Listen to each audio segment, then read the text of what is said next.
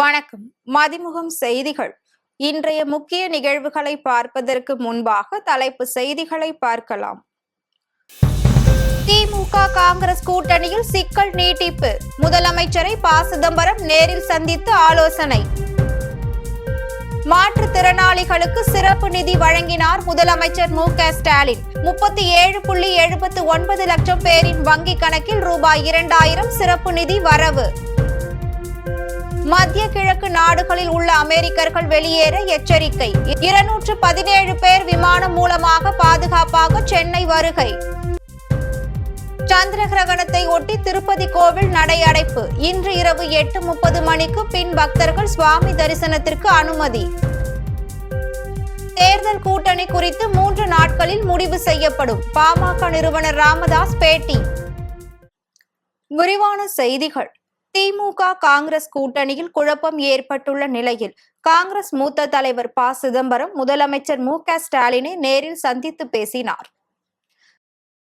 தமிழ்நாட்டில் சட்டசபை தேர்தலுக்கான தொகுதி பங்கீடு தீவிரமாக நடந்து வருகிறது. இதில் திமுக கூட்டணியில் சில கட்சிகளுடன் தொகுதி பங்கீடு முடிந்துவிட்டது. இருப்பினும் திமுக காங்கிரஸ் இடையேயான தொகுதி பங்கீட்டில் சிக்கல் நீடிக்கிறது. காங்கிரஸ் கட்சி கேட்கும் இடங்களை திமுக கொடுக்க ரெடியாக இல்லை என்பதாலும் காங்கிரஸ் இந்த முறை 40 இடங்கள் வரை கேட்பதாகவும் கூறப்படுகிறது. இருப்பினும் 40 இடங்கள் கொடுக்க திமுக ரெடியாக இல்லை என்பதால் கூட்டணியில் சிக்கல் உருவாகியுள்ளது. இதனால் திமுக காங்கிரஸ் கூட்டணி முறியலாம் எனவும் தகவல் வெளியாகியுள்ளது. இன்றைய தினம் கூட்டணி தொடர்பான இறுதி முடிவு எடுக்கப்படும் எனவும் சொல்லப்பட்டது. இந்நிலையில் கட்சி நிர்வாகிகளுடன் முக்கிய ஆலோசனை மேற்கொண்ட காங்கிரஸ் மூத்த தலைவர் ப. சிதம்பரம் திடீர் திருப்பமாக முதலமைச்சர் மு.க. ஸ்டாலினை நேரில் சந்தித்து பேசியுள்ளார். முதியோர் கைம்பெண்களுக்கு ஓய்வு ஊதியத்தோடு கூடுதலாக ரூபாய் 2000 நிதி வழங்கி முதலமைச்சர் மு.க. ஸ்டாலின் இன்ப அதிர்ச்சி அளித்துள்ளார். விளிம்பு நிலையில் இருப்போருக்கு சிறப்பு நிதி ரூபாய் 2000 வரவு வைக்கப்பட்டது என முதல்வர் மு.க. ஸ்டாலின் தெரிவித்துள்ளார். இது தொடர்பாக சமூக வலைதளத்தில் அவர் வெளியிட்டுள்ள பதிவில், கலைஞர் மகளிர் உரிமை திட்டத்தில் பெண்களுக்கு கோடைக்கால சிறப்பு தொகுப்பாக 2000 ரூபாய் வழங்கியது பெரும் வரவேற்பை பெற்றுள்ளதோடு சமூகத்தின் விளிம்பு நிலையில் வாழ்ந்து அரசின் மாத ஓய்வு ஊதிய உதவித்தொகை பெற்று வரும் முதியோர் கைம்பெண்கள், வயது முதிர்ந்த திருநங்கையர், மாற்றுத்திறனாளிகள் ஆகியோருக்கும் இத்தகைய சிறப்பு நிதியை வழங்கிட வேண்டும் என கோரிக்கைகள் வந்தன. அவர்கள் கோரிக்கையை ஏற்று சிறப்பு நிதியாக 2000 ரூபாயை மார்ச் மாத ஓய்வு ஊதியத்துடன் சேர்த்து வங்கி கணக்கில் வரவு வைத்துள்ளதாக அவர் குறிப்பிட்டுள்ளார். இதனால் பல்வேறு சமூக பாதுகாப்பு திட்டங்களின் கீழ் பயன்பெற்று வரும் முதியோர் கைம்பெண்கள் என மொத்தம் 29,29,000 பயனாளிகளுக்கு தலா 3200 ரூபாயும், 5,92,000 மாற்றுத்திறனாளிகளுக்கு தலா 3500 ரூபாயும், பராமரிப்பு உதவித்தொகை பெற்று வரும் 2,58,000 மாற்றுத்திறனாளிகளின் குடும்பங்களுக்கு தலா 4000 ரூபாயும் இன்று காலை வழங்கப்பட்டது. அது மட்டுமின்றி மீனவர் குடும்பங்களுக்கு ஏப்ரல் முதல் ஜூன் வரையிலான காலத்திற்கான மீன்பிடி தடைக்கால உதவித்தொகையாக குடும்பம் ஒன்றுக்கு 8000 வீதம் மொத்தம் 1,62,900 குடும்பங்களுக்கு வழங்கப்பட்டு வருகிறது. அதேபோல் நீலகிரி மாவட்டத்தை சேர்ந்த 14,870 தேயிலை விவசாயிகள் பயன்பெறும் வகையில் 15 கூட்டுறவு தேயிலை தொழிற்சாலைகள் மூலம் கொள்முதல் செய்யப்பட்ட பசுந்தேயிலைக்கு கிலோக்கு 2 ரூபாய் ஆதார விலை என 8.53 கோடி ரூபாய் நிதி வழங்கப்படுவதாக தெரிவித்துள்ளார். தமிழ்நாட்டின் வளர்ச்சி பயணத்தில் ஒருவரையும் பின்தங்க விடமாட்டோம் என்றும் அவர் தெரிவித்துள்ளார். ஈரான் மீதான அமெரிக்கா மற்றும் இஸ்ரேலின் தாக்குதலுக்கு ஈரான் 4வது நாளாக பதிலடி கொடுத்து வருகிறது. ஈரான் அணு ஆயுதத்தை தயாரிக்க முயல்வதாக குற்றம் சாட்டி அமெரிக்காவும் இஸ்ரேலும் இணைந்து கடந்த 28ஆம் தேதி கூட்டு தாக்குதலை தொடங்கியது. இதில் ஈரான் உச்ச தலைவர் அயதுல்லா அலி கமேனி கொல்லப்பட்டார். இதற்கு பழி தீர்க்கும் வகையில் ஈரான் ராணுவம் இஸ்ரேலை மட்டுமின்றி அமெரிக்க ராணுவ தளங்கள் அமைந்துள்ள அரபு நாடுகளான ஐக்கிய அரபு Emirates, Saudi Arabia, Qatar, Kuwait, Bahrain, Jordan மீது ஏவுகணை ட்ரோன்களை ஏவி தாக்குதல் நடத்தி வருகிறது. 4வது நாளாக இப்போர் தீவிரமடைந்து விரிவடைந்து வருகிறது. இதனைத் தொடர்ந்து மத்திய கிழக்கு கிழக்கு பிராந்தியத்தில் போர் பதற்றம் தீவிரமடைந்துள்ள நிலையில் அங்குள்ள 14 நாடுகளில் வசிக்கும் தனது நாட்டு குடிமக்கள் உடனடியாக வெளியேறுமாறு அமெரிக்க வெளியுறவுத்துறை அவசர உத்தரவு பிறப்பித்துள்ளது. மத்திய கிழக்கு நாடுகளான Egypt, Iran, Iraq, Israel, Kuwait, Lebanon, Oman, Qatar, Jordan, Saudi Arabia, ஐக்கிய அரபு அமீரகம், ஏமன், சிரியா நாடுகளில் உள்ள அமெரிக்கர்கள் உடனடியாக வெளியேற வேண்டும் என அமெரிக்க அரசு தெரிவித்துள்ளது. மேலும் அமெரிக்கர்கள் வணிக ரீதியிலான விமானங்கள் கிடைக்கும் போதே அங்கிருந்து வெளியேற உத்தரவு பிறப்பிக்கப்பட்டுள்ளது. அமெரிக்கா இஸ்ரேல் கூட்டு தாக்குதலில் ஈரான் உச்ச தலைவர் அயதுல்லா அலி கமேனி கொல்லப்பட்டதை கண்டித்து காஷ்மீரில் 2வது நாளாக நேற்றும் பல்வேறு இடங்களில் போராட்டங்கள் நடந்தன. இதற்கிடையே ஈரான் உச்ச தலைவர் அலி கமேனி படுகொலை செய்யப்பட்டதை மோடி அரசு கண்டிக்காமல் இருப்பது தனது தார்மீக பொறுப்பில் இருந்து விலகும் செயல் என சோனியா காந்தி கண்டனம் தெரிவித்துள்ளார். இந்நிலையில் ஈரானின் தாக்குதலுக்கு உள்ளாகியுள்ள துபாயில் சிக்கி தவித்த 217 பேர் விமானம் மூலமாக சென்னை வந்தடைந்தனர். சந்திர கிரகணத்தை ஒட்டி இன்று காலை 9 மணி முதல் இரவு 7:30 மணி வரை திருப்பதி ஏழுமலையான் கோவில் நடை அடைக்கப்படும் என அறிவிக்கப்பட்டுள்ளது. நடப்பாண்டில் முதல் சந்திர கிரகணம் இன்று பிற்பகல் 3:20 மணி முதல் மாலை 6:47 வரை சுமார் 3:30 மணி நேரம் நீடிக்கும் என தெரிவிக்கப்பட்டுள்ளது. இதன் காரணமாக திருப்பதி ஏழுமலையான் கோவில் நடை காலை 9 மணி முதல் இரவு 7:30 மணி வரை அடைக்கப்படும் என்று கோவில் தூய்மை செய்யப்பட்டு இரவு 8:30 மணிக்கு பிறகு பக்தர்கள் வழக்கம் போல் தரிசனத்திற்கு அனுமதிக்கப்படுவார்கள் எனவும் தேவஸ்தானம் தெரிவித்துள்ளது. சர்வ தரிசனத்திற்கான டோக்கன் இன்றும் நாளையும் வழங்கப்படாது என்றும் மார்ச் 4ஆம் தேதி சர்வ தரிசன டோக்கன் வழக்கம் போல் வழங்கப்படும் எனவும் கூறப்பட்டுள்ளது. மேலும் இன்று VIP தரிசனம் ரத்து செய்யப்படும் என தேவஸ்தானம் அறிவித்துள்ளது. தேர்தல் கூட்டணி குறித்து 3 நாட்களில் முடிவு செய்யப்படும் என பாமக நிறுவனர் ராமதாஸ் தெரிவித்துள்ளார். கூட்டணி தொடர்பாக தைலாபுரத்தில் ராமதாஸ் இன்று கட்சி நிர்வாகிகளுடன் முக்கிய ஆலோசனை மேற்கொண்டார். பாமக இளைஞர் சங்கம், மகளிர் சங்கம், மாணவர் சங்கம் பகுதி நிர்வாகிகள் பங்கேற்கும் கலந்தாய்வு கூட்டம் இன்று காலை தைலாபுரம் தோட்டத்தில் நடைபெற்றது. ராமதாஸ் தலைமையில் நடைபெற்ற இந்த கூட்டத்தில் கூட்டணி தொடர்பான இறுதி முடிவு எடுக்கப்பட வாய்ப்புள்ளதாக கட்சியினர் தெரிவித்துள்ளனர். இந்நிலையில் ஆலோசனைக்கு பின் செய்தியாளர்களை சந்தித்த ராமதாஸ் கூட்டணி குறித்து இன்னும் முடிவு செய்யப்படவில்லை என்று தெரிவித்தார். அடுத்த 3 நாட்கள் தமிழ்நாடு அரசியல் பரபரப்பாக இருக்கும் என்பதால் பாமகவும் விரைவில் முடிவை அறிவிப்பதாக கூறியுள்ளார். நாங்குநேரி இரட்டை கொலை சம்பவத்துக்கு எடப்பாடி பழனிசாமி, தவேக தலைவர் விஜய் உள்ளிட்டோர் கண்டனம் தெரிவித்துள்ளனர். திருநெல்வேலி மாவட்டம் நாங்குநேரி பகுதியில் இருசக்கர வாகனத்தில் வந்த 9 பேர் கொண்ட மர்ம கும்பல் சாலையில் சென்று பொதுமக்களை சரமாரியாக வெட்டி தாக்கியுள்ளது. இதில் வடமாநில தொழிலாளி உட்பட 2 உயிரிழந்தனர். 5 பேர் பலத்த வெட்டு காயமடைந்தனர். இந்த கொடூர கொலை சம்பவத்துக்கு தமிழக வெற்றி கழக தலைவர் விஜய் கண்டனம் தெரிவித்துள்ளார். அதிமுக பொதுச் செயலாளர் எடப்பாடி பழனிசாமி இந்த சம்பவத்திற்கு தவேக தலைவர் விஜய் உள்ளிட்டோர் கண்டனம் தெரிவித்துள்ளனர். எடப்பாடி பழனிசாமி வெளியிட்டுள்ள பதிவில், சட்டம் ஒழுங்கை ஒரு பொருட்டாக கருதாமல் விளம்பர ஆட்சி நடத்திய விடியா திமுக அரசின் அலட்சிய போக்கின் விளைவுதான் இந்த கொடூர கொலைக்கு காரணம் என கண்டனம் தெரிவித்துள்ளார். தவேக தலைவர் விஜய் வெளியிட்டுள்ள எக்ஸ் பதிவில், உலக நாடுகளுடன் போட்டி போடும் ஆட்சியில் பொதுமக்களின் உயிருக்கு உத்தரவாதம் எங்கே என கேள்வி எழுப்பியுள்ளார். சர்வதேச அளவில் கச்சா எண்ணெய் விலை உயர்ந்தாலும் இந்தியாவில் பெட்ரோல், டீசல் விலையை அதிகரிக்க வாய்ப்பில்லை என ஒன்றிய அரசு விளக்கம் அளித்துள்ளது. ஈரான் மற்றும் இஸ்ரேல், அமெரிக்கா இடையேயான மோதலால் சர்வதேச அளவில் கச்சா எண்ணெய் விலை 9% உயர்ந்து ஒரு பீப்பாய் $80 அதிகரித்துள்ளது. இருந்த போதிலும் இந்தியாவில் விலை மாற்றம் இன்றி பெட்ரோல், டீசல் விற்பனை செய்யப்படும் என ஒன்றிய அரசு தரப்பில் தகவல் தெரிவித்துள்ளது. சர்வதேச கச்சா எண்ணெய் விலை அபரிமிதமாக உயரும் பட்சத்தில் மட்டுமே பெட்ரோல், டீசல் விலையேற்றத்தை பரிசீலிக்க வாய்ப்புள்ளதாகவும் நாட்டுக்கு தேவையான 88% கச்சா எண்ணெயை இந்தியா இறக்குமதி செய்து வருவதாகவும் தெரிவித்துள்ளது.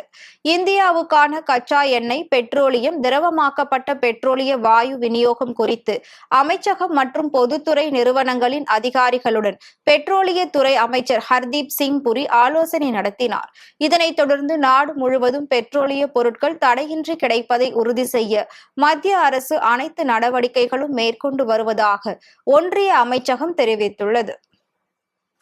தூத்துக்குடி மாவட்டம் கோவில்பட்டியில் மது அருந்துவதற்கு பணம் தர மறுத்த தாயை கொலை செய்த மகன் கைது செய்யப்பட்டார். தூத்துக்குடி மாவட்டம் கயத்தாறு தெற்கு சுப்பிரமணியபுரத்தை சேர்ந்த தாயார் பாக்கியமும் மகன் வேலுசாமியும் இளநீர் வியாபாரம் செய்து வந்தனர். மது அருந்தும் பழக்கம் கொண்ட வேல்சாமி மது அருந்துவதற்கு அடிக்கடி பணம் கேட்டு தனது தாயிடம் தகராறு செய்வார் என்று கூறப்படுகிறது.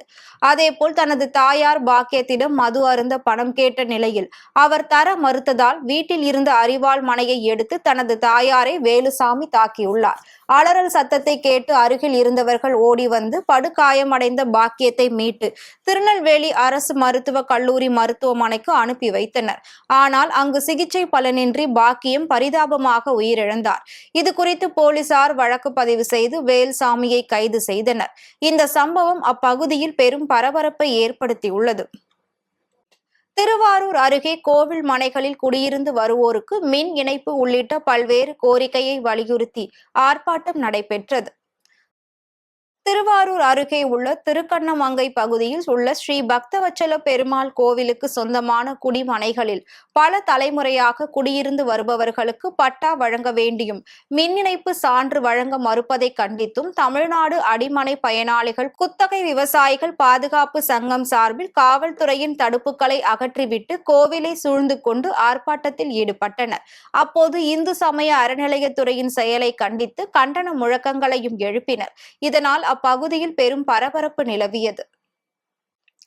ராணிப்பேட்டை மாவட்டம் ஆற்காடு அருகே சாலையோரத்தில் குவிந்த குப்பை கழிவுகளை அகற்ற கோரி பொதுமக்கள் வலியுறுத்தியுள்ளனர். ஆற்காடு அடுத்த தாஜ்புரா ஊராட்சி பகுதியில் கணபதி நகர் ஆற்காடு ஆரணி சாலை அருகே மாத கணக்கில் பிளாஸ்டிக் கழிவுகள், காய்கறி கழிவுகள் உள்ளிட்ட பல்வேறு குப்பைகள் கொட்டப்பட்டு குவிந்து கிடக்கின்றன. இக்கழிவுகள் அகற்றப்படாமல் அழுகி கடும் துர்நாற்றம் வீசுவதால் அந்த பகுதியில் பெரும் சுகாதார பாதிப்பு மற்றும் நோய் தொற்று ஏற்படும் அபாயம் உருவாகியுள்ளது. மேலும் துர்நாற்றம் மற்றும் அசுத்தம் காரணமாக பொதுமக்கள் அந்த வழியாக நடமாடக்கூட முடியாத நிலை ஏற்பட்டுள்ளதாக கூறப்படுகிறது. இது தொடர்பாக அப்பகுதியில் வசிக்கும் பொதுமக்கள் ஊராட்சி மன்ற தலைவருக்கு பலமுறை தகவல் தெரிவித்தும் நடவடிக்கை எடுக்கவில்லை என குற்றம் சாட்டுகின்றனர். எனவே நோய் பரவலை தடுக்க போர்க்கால அடிப்படையில் உடனடியாக குப்பைகளை அகற்றி அந்த பகுதியை முழுமையாக சுத்தம் செய்ய அதிகாரிகள் உரிய நடவடிக்கை எடுக்க வேண்டும் என அப்பகுதி மக்கள் கோரிக்கை விடுத்துள்ளனர். கோவையில் எஜுகான் வியா 2026 எனும் தலைப்பில் அகில இந்திய உயர்தர கல்வி ஆலோசகர்கள் மாநாடு மற்றும் கல்வி கண்காட்சி நடைபெற்றது. பெங்களூருவை தலைமையிடமாக கொண்ட ஐசி குழும கல்வி நிறுவனங்கள் ஃபியூச்சர் கேர் குழுமத்துடன் இணைந்து எஜுகான் வியா 2026 எனும் தலைப்பில் அகில இந்திய உயர்தர கல்வி ஆலோசகர்கள் மாநாடு மற்றும் கல்வி கண்காட்சி கோவையில் நடைபெற்றது. இதில் நாடு முழுவதிலும் இருந்து முன்னணி கல்வி ஆலோசகர்கள், கல்வி தலைவர்கள் மற்றும் கல்வி நிறுவனங்களின் பிரதிநிதிகள் கலந்து கொண்டனர். இந்த மாநாட்டின் வாயிலாக உருவெடுத்து வரும் கல்வி வாய்ப்புகள், சர்வதேச கல்வி கூட்டாண்மைகள் மற்றும் உயர்கல்வித்துறையில் மாற்றம் அடைந்து வரும் போக்குகள் குறித்து விவாதிக்கப்பட்டது. இதில் சிறப்பு விருந்தினராக கார்லிட்டோ நூன்ஸ் கலந்து கொண்டு குத்துவிளக்கேற்றி மாநாட்டை துவக்கி வைத்தார். தொடர்ந்து பேசிய ஃபியூச்சர் கேர் குழுமத்தின் நிறுவனரும் நிர்வாக இயக்குநருமான மனோஜ், மாணவர்கள் தரமான உலகளாவிய கல்வி வாய்ப்புகளை தேர்ந்தெடுக்க கல்வி நிறுவனங்களும் கல்வி ஆலோசகர்களும் இடையிலான திட்டமிட்ட ஒத்துழைப்பின் அவசியத்தை தெளிவாக கூறினார். அந்த யூனிட்டி கிரியேட் பண்ணி வைக்கிறதுக்கும் அதே மாதிரி அந்த பிசினஸ் எக்ஸ்பேன்ஷன். ஸோ நிறைய பேர் இங்கே தமிழ்நாட்டுக்கு வந்துருவாங்க. கோயம்புத்தூர்ல இருக்கிற அத்தனை இன்ஸ்டிடியூஷனுமே ஆந்திராவில் இருக்கிற, தெலுங்கானாவில் இருக்கிற கன்சல்டன்ட் சப்போர்ட் பண்ணுவாங்க. ஸோ இன்னைக்கு பார்த்தீங்கன்னா 8 பஸ்ஸில் ஆந்திரா தெலுங்கானால இருந்து ஆல்மோஸ்ட் ஒரு 400 கன்சல்டன்ட்ஸ் பிரதர்ஸ் இங்கே வந்திருக்காங்க, கவுன்சிலர்ஸ் வந்திருக்காங்க. அதே மாதிரி பேன் இந்தியாவில் இருக்கிற நிறைய யூனிவர்சிட்டிஸ் வந்து இங்கே ஸ்டால் போட்டிருக்காங்க. நிறைய ஃபைனல் இயர் டிகிரி ஸ்டூடெண்ட்ஸ் இங்கே வந்திருக்காங்க. அவங்க வந்து ஹையர் எஜுகேஷனுக்கு அப்ராட் இருந்தாலும் பேன் இந்தியா போகிற மாதிரி இருந்தாலுமே இங்கே வந்தீங்கன்னா அவங்களுக்கு நல்ல ஒரு கைடன்ஸ் கிடைச்சிரும். ஸோ இன்னைக்கு பார்த்தீங்கன்னா ஒரு பெரிய லெவலில் ஒரு யூனிட்டி கிரியேட் பண்ணுறதுக்கு உண்டான ஒரு மெயின் கன்செப்ட் இது. நிறைய பேர் இப்போ தமிழ்நாடு, ஆந்திரா, தமிழ்நாடு, தெலுங்கானா, கேரளா எல்லா ஸ்டேட்ல இருந்துமே கன்சல்டன்ஸ் வந்து ஜாயிண்டாக ஒரு மிஷனுக்காக எல்லாருமே ஒர்க் பண்ண போகிறேன். Thank you so much for supporting us. Ranipet மாவட்டம் அரக்கோணத்திற்கு போதை மாத்திரைகள் கடத்தி வந்த 3 பேரை போலீசார் கைது செய்தனர். மும்பையில் இருந்து அரக்கோணம் வழியாக சென்னை செல்லும் ரயிலில் போதை மாத்திரைகள் கடத்தி வருவதாக போலீசாருக்கு ரகசிய தகவல் கிடைத்தது. அதன் பேரில் மும்பையில் இருந்து சென்னை செல்லும் எக்ஸ்பிரஸ் ரயிலில் சிறப்பு புலனாய்வு பிரிவு போலீசார் திடீர் சோதனை நடத்தினர். இந்த சோதனையில் காஞ்சிபுரத்தை சேர்ந்த தக்ஷணாமூர்த்தி, சென்னை ஓட்டேரியை சேர்ந்த ஆகாஷ், திருவண்ணாமலை மாவட்டம் பில்லாந்தாங்கலை சேர்ந்த மணிகண்டன் ஆகிய 3 பேரை கைது செய்தனர். மேலும் அவர்களிடம் இருந்து 2610 போதை மாத்திரைகளை போலீசார் பறிமுதல் செய்தனர். அதனைத் தொடர்ந்து சிறப்பு புலனாய்வு பிரிவு போலீசார் அவர்கள் 3 பேரையும் பிடித்து அரக்கோணம் மதுவிலக்கு அமல் பிரிவு போலீசாரிடம் ஒப்படைத்தனர். வேலூர் வள்ளிமலை சுப்பிரமணிய சுவாமி திருக்கோவிலில் மாசி மாத பிரம்ம உற்சவ தேர் திருவிழா வெகு விமர்சையாக நடைபெற்றது. வேலூர் மாவட்டம் காட்பாடி வள்ளிமலையில் மிகவும் பிரசித்தி பெற்ற சுப்பிரமணிய சுவாமி திருக்கோவிலில் ஆண்டுதோறும் மாசி மாத பிரம்மோ உற்சவ தேர் திருவிழா நடைபெறுவது வழக்கம். இந்த ஆண்டிற்கான பிரம்மோ உற்சவ தேர் திருவிழாவை முன்னிட்டு கடந்த ஜனவரி 28ஆம் தேதி பந்தக்கால் நடும் நிகழ்ச்சி நடைபெற்றது.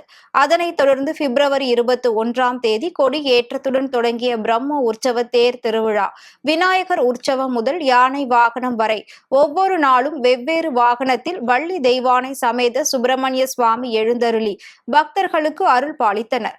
அப்போது இன்னிசை கச்சேரி, கரகாட்டம், மயிலாட்டம், நாடகம் மற்றும் வான வேடிக்கைகள் நடைபெற்றன. இதனைத் தொடர்ந்து விழாவின் முக்கிய நிகழ்வான 4ஆம் நாள் தேரோட்டம் பிப்ரவரி 27 முதல் மார்ச் 2 வரை வெகு விமர்சையாக நடைபெற்றது. இதில் திரளான பக்தர்கள் கலந்து கொண்டு சுவாமி தரிசனம் செய்தனர்.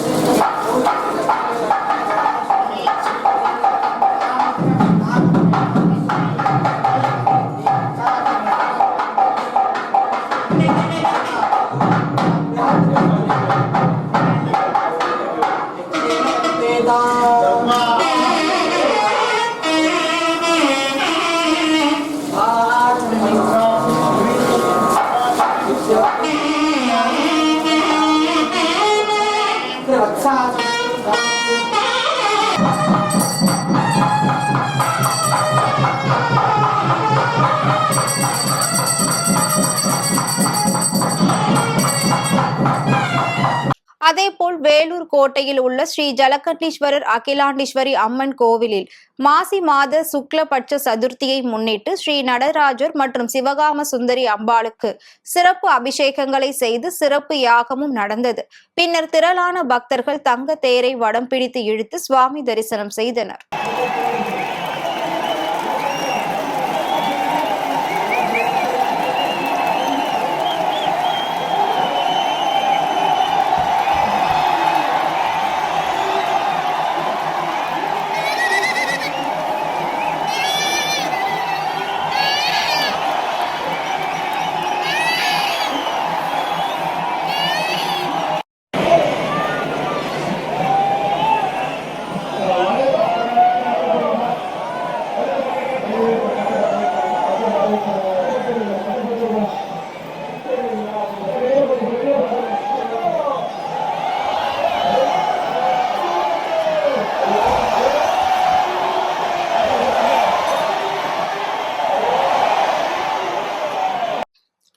தமிழகத்தில் சட்டமன்ற தேர்தல் நெருங்கி வரும் நிலையில் திருப்பூரில் அரசியல் கட்சியின் துண்டுகளை தயாரிக்கும் பணி தீவிரமாக நடைபெற்று வருகிறது.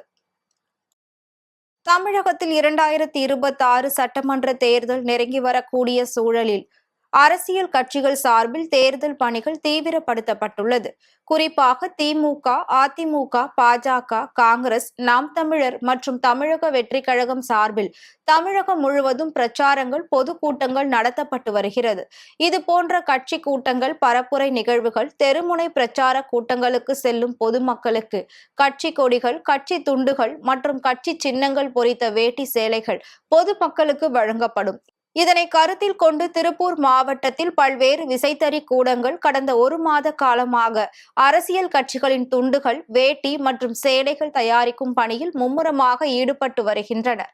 தற்போது நூல் விலை அதிகமாக இருப்பதால் தயாரிக்கும் துண்டுகளின் விலையும் சற்று அதிகரித்து காணப்படும் என தொழிலாளர்கள் தெரிவித்துள்ளனர். சென்னையில் இன்று ஆபரண தங்கத்தின் விலை சவரனுக்கு 80 ரூபாய் குறைந்து 1,25,200 ரூபாய்க்கு விற்பனை செய்யப்படுகிறது. இஸ்ரேல் ஈரான் போர் பதற்றத்தால் பங்கு சந்தைகள் வீழ்ச்சி அடைந்து வருகின்றன. இதனால் வரலாற்றிலேயே முதல் முறையாக மார்ச் 1ஆம் தேதியான ஞாயிற்றுக்கிழமை தங்கம் விலையில் மாற்றம் செய்யப்பட்டது. அந்த வகையில் நேற்று தங்கம் விலை அதிரடியாக சரிந்தது. அதன்படி 22 கேரட் ஆபரண தங்கத்தின் விலை கிராமிற்கு 115 ரூபாய் குறைந்து 15,660 ரூபாய்க்கும், சவரனுக்கு 920 ரூபாய் குறைந்து 1,25,280 ரூபாய்க்கும் விற்பனை செய்யப்பட்டது. தொடர்ந்து தங்கம் விலை இன்று மீண்டும் கிராமிற்கு 10 ரூபாய் குறைந்து 15,650 ரூபாய்க்கும், சவரனுக்கு 80 ரூபாய் குறைந்து 1,25,200 ரூபாய்க்கும் விற்பனையாகிறது. வெள்ளியின் விலையில் எந்த மாற்றமும் இன்றி 1 கிராம் வெள்ளியின் விலை 315 ரூபாய்க்கும், 1 கிலோ வெள்ளியின் விலை 3,15,000 ரூபாய்க்கும் விற்பனை செய்யப்படுகிறது. AI மாடல்கள் தவறிழைக்க வாய்ப்புள்ளதாக கூகுள் CEO சுந்தர் பிச்சை தெரிவித்துள்ளார். கூகுள் மற்றும் ஆல்பாபெட் நிறுவனங்களின் தலைமை நிர்வாக அதிகாரியான சுந்தர் பிச்சை செயற்கை நுண்ணறிவு AI தொழில்நுட்பத்தின் வளர்ச்சியை பற்றி எச்சரிக்கை விடுத்துள்ளார். AI ஒரு புரட்சிகரமான வளர்ச்சி என்றாலும் அதை கண்மூடித்தனமாக நம்ப வேண்டாம் என்றும், AI தவறுகளுக்கு பொறுப்பேற்க முடியாது என்றும் அவர் தெரிவித்துள்ளார்.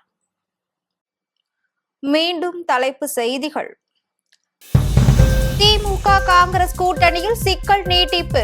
முதலமைச்சரை ப. சிதம்பரம் நேரில் சந்தித்து ஆலோசனை. மாற்றுத்திறனாளிகளுக்கு சிறப்பு நிதி வழங்கினார் முதலமைச்சர் மு.க. ஸ்டாலின். 37.79 லட்சம் பேரின் வங்கி கணக்கில் ரூபாய் 2,000 சிறப்பு நிதி வரவு. மத்திய கிழக்கு நாடுகளில் உள்ள அமெரிக்கர்கள் வெளியேற எச்சரிக்கை. 217 பேர் விமானம் மூலமாக பாதுகாப்பாக சென்னை வருகை. சந்திர கிரகணத்தை ஒட்டி திருப்பதி கோவில் நடை அடைப்பு. இன்று இரவு 8:30 மணிக்கு பின் பக்தர்கள் சுவாமி தரிசனத்திற்கு அனுமதி. தேர்தல் கூட்டணி குறித்து 3 நாட்களில் முடிவு செய்யப்படும். பாமக நிறுவனர் ராமதாஸ் பேட்டி. இத்துடன் செய்திகள் நிறைவடைந்தன. மீண்டும் செய்திகள் இரவு 8 மணிக்கு. மேலும் செய்திகளை தெரிந்து கொள்ள மதிமுகம் பிரைம் யூடியூப் தளத்தில் இணைந்திருங்கள்.